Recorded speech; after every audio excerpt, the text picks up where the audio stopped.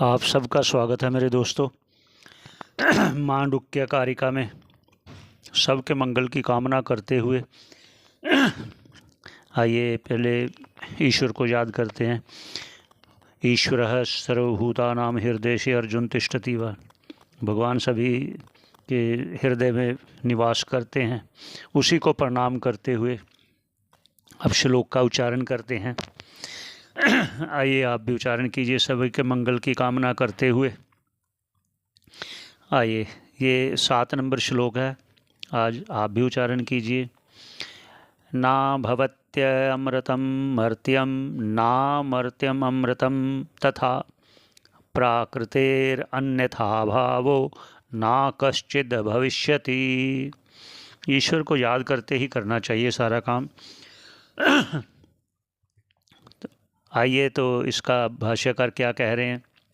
ना भवति अमृतम मर्त्यम, अर्थात जो अमृत है, अर्थात अमर है, अर्थात अजर है, अर्थात अजन्मा है, वह ना मर्त्यम, वो मरणशील नहीं हो सकता।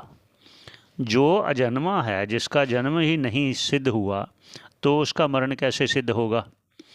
तो ऐसे ही आगे कहते हैं मर्त्यम अमृतम तथा। तो फिर दूसरी बात कहते हैं जो मरणशील है वह अमर कैसे होगा। ये दोनों बातें कह रहे हैं ना। अब इस पर कहते हैं जो लोगों में कहा गया है तो वो क्या है।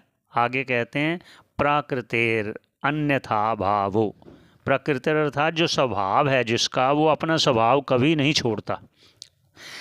अगर अग्नि अपना स्वभाव छोड़ दे तो कोई जलेगा नहीं, कोई दाह क्रिया नहीं होगी, क्योंकि अग्नि का स्वभाव है जलाना। वो अपना स्वभाव कभी त्याग नहीं कर सकती। तो ये तो ईश्वर की बनाई हुई जो वस्तुएं हैं, प्रकृति की बनाई हुई वस्तुएं हैं, वो अपना स्वभाव नहीं छोड़ती। तो ईश्वर आत्मा परमात्मा जो ब्रह्म है वो अपना स्वभाव कैसे छोड़ेगा, क्योंकि वो अजन्मा है। कहा भी है अजो अपि सन, मैं अजन्मा होता हुआ भी माया को अधीन करके मैं प्रकट होता हूँ, अवतार लेता हूँ। तो बार बार कह रहे हैं सभी उपनिषद, एक ही बात को कह रहे हैं, वो तो झूठ हो नहीं सकती।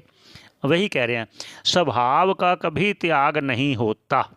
अगर अपना स्वभाव का त्याग कोई कर दे तो ये तो बड़ा अव्यवस्था हो जाएगी। इसलिए ना कथचित भविष्यति, ना कभी स्वभाव को कोई त्याग सकता है, अपने स्वभाव का त्याग नहीं हो सकता। इसलिए स्वभाव विपरीत नहीं हो सकता। अर्थात जिस प्रकार ये देखिए, जो जल है वो नीचे की ओर बहता है, जो अग्नि है वो ऊपर को जाती है, दाह क्रिया करती है, प्रकाश करती है। सूर्य भी ऐसे है, तपश भी देता है, प्रकाश भी देता है।